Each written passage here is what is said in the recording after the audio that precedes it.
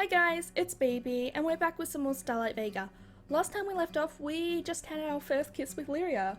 So let's see what happens afterwards.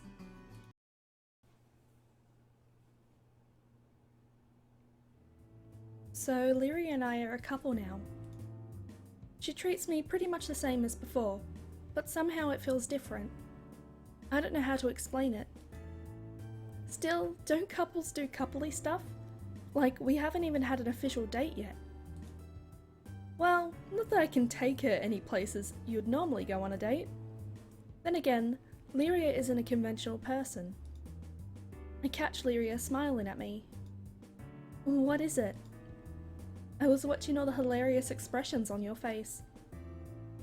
Were they really that bad? They were cute. Don't make that face, you know it's true.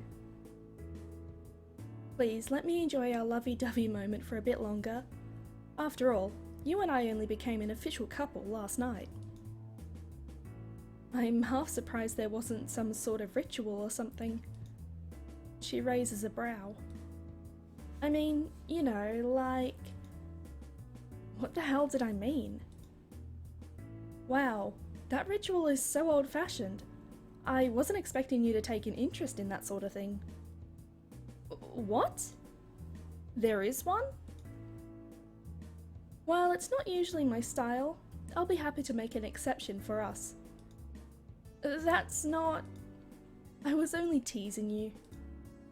She takes my hand into her own. Come here. But before she can pull me closer.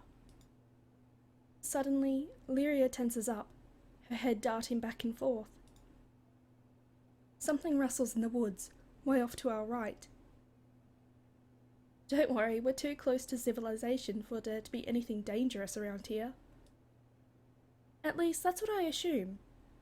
I've heard that bears and mountain lions won't live too close to people, and there's a road out not even a mile away. No, something is here. Something that shouldn't be. My first assumption is that Lyria is just messing with me, but a fierce fire is shining in her eyes. Her tail flicks back and forth, agitated. Stay close. There's the rustling again. I look to where the trees are thickest, just in time to see 3 long claws curl around a branch. They're strange and oily, shifting and lengthening right in front of my eyes. Something snaps towards us. Brrr. I jolt backwards and land on my rear. Lyria moves in front of me in a protective stance. What the hell is that thing? A long line of sharp teeth gleam as it roars again. Its skin shifts into nothingness, as if sucking the light out of the world itself. I let out an involuntary scream, and try to scramble backwards.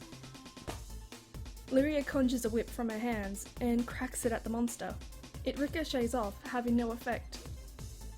Hide! She doesn't have to tell me twice. I dart behind a tree, my heart banging so fast I worry I'll have an aneurysm. Every fibre of my being is telling me to run, but I can't leave Lyria behind like that, even though I can't be of any help. That, and I don't want to risk it chasing after me. Through my fear, I peek around the side to watch. The monster snatches at Lyria, and she nimbly jumps out of the way. It doesn't appear too coordinated, which is good. The monster rakes its claws down from the sky. She dodges, spinning around with her whip in hand, and lashes it at the monster's face, leaving a nasty gash. Is this the trash she sends after me? It keeps attacking, but the monster is unable to even touch Lyria. She avoids it every time it tries, hitting it with magical counterattacks. Despite how scary it looks, it seems to be really easy to fight. The creature rears up on its hind legs and puffs up its chest with air. Brrr! Ah! My ears sting as the creature continues to shriek. It rattles me down to the core of my being. Finally, the ringing trails off, and I gently uncover my ears.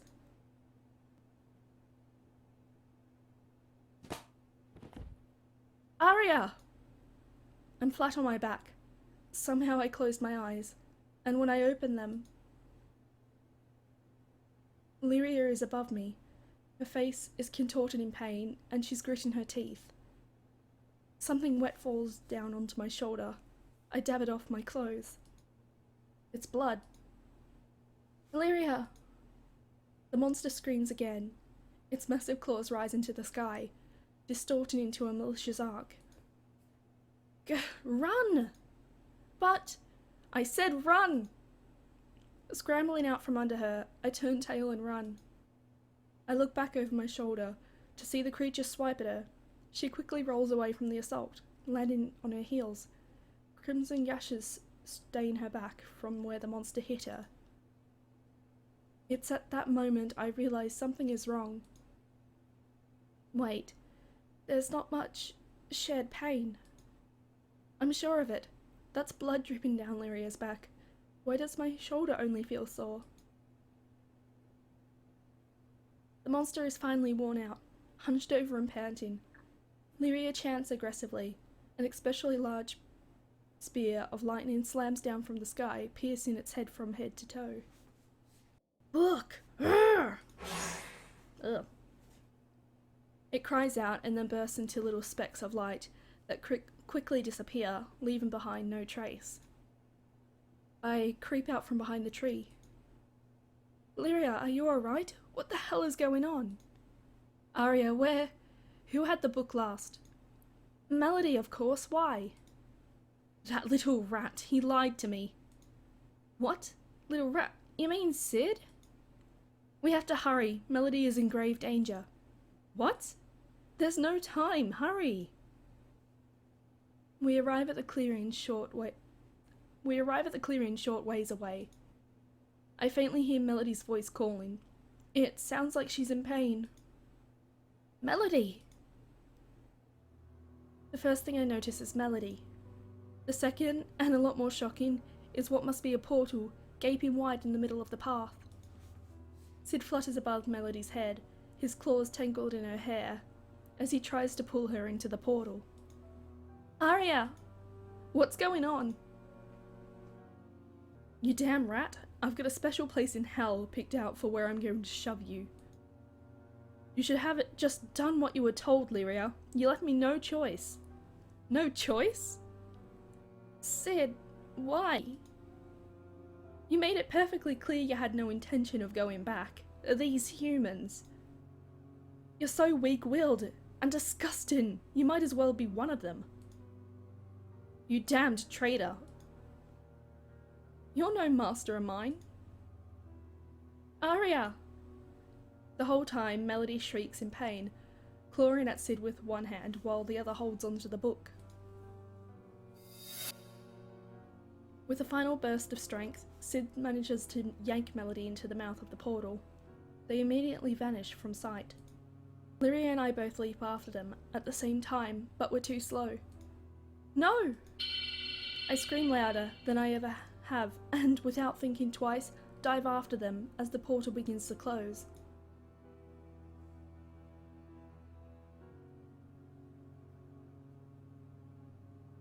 I'm barely aware of Lyria yelling some sort of swear as she follows after, and then suddenly I'm free falling through nothingness. The portal dumps us onto a plush rug on a stone floor. Sid has let go of Melody, who is now standing and rubbing her scalp. I push myself up, about to demand an explanation from Sid, but someone beats me to it. You moronic, worthless creature! How dare you! Lyria looks as if she's going to kill Sid, who is flapping triumphantly overhead. Her hand darts out, faster than I can process, and snatches him from the air. She squeezes him tight. I should end your pathetic life right now, you! That's enough! An icy cold voice echoes from behind us, and we all turn as one. Master! Sid's voice is squeaky from being squeezed. Trailing into the room, with a small group of armed guards behind her, is a lady far more imposing than Lyria is. She has the same regal demeanour, but her features are sharper, and her clothes are way more elegant. Judging by the escort, I'm assuming she's royalty of some sort. Wait a minute. She's the one from my dreams. And this place. What's going on? Release him, Lyria. She doesn't put a lot of emotion into her voice, which somehow makes her seem even scarier. Lyria's eyes flash, and I expect her to argue. Instead, she opens her hand, and Sid immediately flies to the other side of the newcomer. Master, in the other world, she attempted to... Silence. She flicks her hand, and Sid stops talking. The woman turns her attention to Melody, who clings to the book in her hand, and to myself. It is proper to bow in the presence of royalty. Immediately, I feel an invisible force pressing down on me. I'm forced to my knees, unable to resist at all. You are standing in the court of the Queen of the Demon Realm. Who are you? I have to speak to the floor, because the pressure on my back makes it impossible to look up. My name is Aria, and this is my friend Melody. Sid dragged us here from our world. I've been living with Lyria for the past few weeks, since we were bound by a lifestone. Show me. The force holding me down vanishes, and I struggle to my feet. Open your shirt. Embarrassed, I tug the neck of my shirt down, revealing the top of my rib cage. How did this happen? The question is directed at Lyria. She steps forward, her tone is sickeningly polite. But I can tell it's killing her. It's a long story. I'll tell you about it later. I expect you'll tell me about it now in response, but Scherzer just nods. Fine then. She then turns to one of the guards behind her. Find the two humans and have them taken to one of the holding cells. Scherzer! Lyria cries out in protest, but Scherzer shakes her head. We will discuss the situation in private. A pair of stony-faced guards stride over and grab our wrists. I try to tug free, but their grip is vice-like. I try to say something, anything, but my voice won't work. I move my mouth, but no sound will come out. I must have been magically silenced. The scariest part of all this isn't necessarily being led away, but rather the fact that I'm completely powerless against this Scherzer person. Lyria stays in the hallway with Scherzer, as Melody and I are dragged out. I try to catch Melody's eye to give her some sign of encouragement, but she's staring at the ground. Unable to do anything but follow along, Melody and I are escorted out of the room. The eerie silence makes me all the more anxious. Various bad scenarios flash through my head. Melody and me killed, imprisoned, never seen home again. Sickness coils in the pit of my stomach. My heart pounds so fast it drowns out everything else. The guard grips my arm as he leads us through the shining building. The walls and floors are both of grey stone. The ceilings are vaulted high above. It's like something straight out of a fantasy movie. We stride down the corridors, and up a flight of stairs, around and around, until I haven't the slightest chance of finding my way out again. A couple of minutes later, we arrive at our cell. The door is solid wood. A board beam on the outside of the bars shut it. One of the guards unlocks the door, and we're roughly shoved in.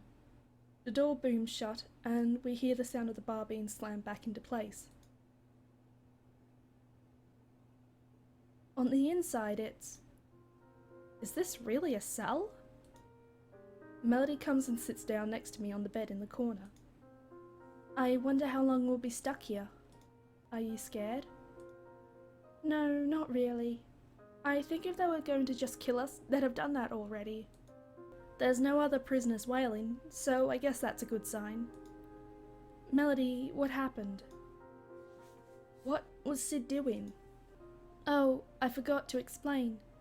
I was about to use a teleportation spell. as usual when Sid told me he found one that would take us both so he wouldn't have to fly. When the spell completed, something felt wrong, so I asked him to explain. Essentially, he wanted me to come to Vega to finish translating the book. Perhaps that wouldn't have been so bad, but he insisted that you and Lyria not find out. I tried to convince him to wait, so we could all go together, but he refused. He was in the process of kidnapping me when you showed up. That's so strange. I can't believe he'd just leave Lyria behind like that. If we ever see him again, I want to know why. I don't know what any of this means. Why would Sid care about the book being translated? I'm sorry, making you go through all this. If I hadn't sent you home with the book that day, or encouraged you to help me with the lifestone, none of this would have happened. No, it's not your fault, Aria. I'm glad we're here together. I'd want to be here for you. Even though all this, she was still worrying about me. Melody really is the kindest person I know. After some time, Melody stretches out and lies down on the bed. It's wide enough that I'm able to lie down next to her, but just barely. Sleepy? Somehow, I think I might be exhausted more than anything. You should go ahead and sleep then. Not like there's anything better to do. But then you'd have no one to talk to. I can't leave you all alone like that. I'll try to sleep too, so don't worry about me. If you're sure, then... I nod. It doesn't take long at all for Melody's breathing to slow as she falls asleep. Lyria. Lyria, I can't believe it. I stare idly at the far wall. It takes me a lot longer, but I eventually drift off to sleep too.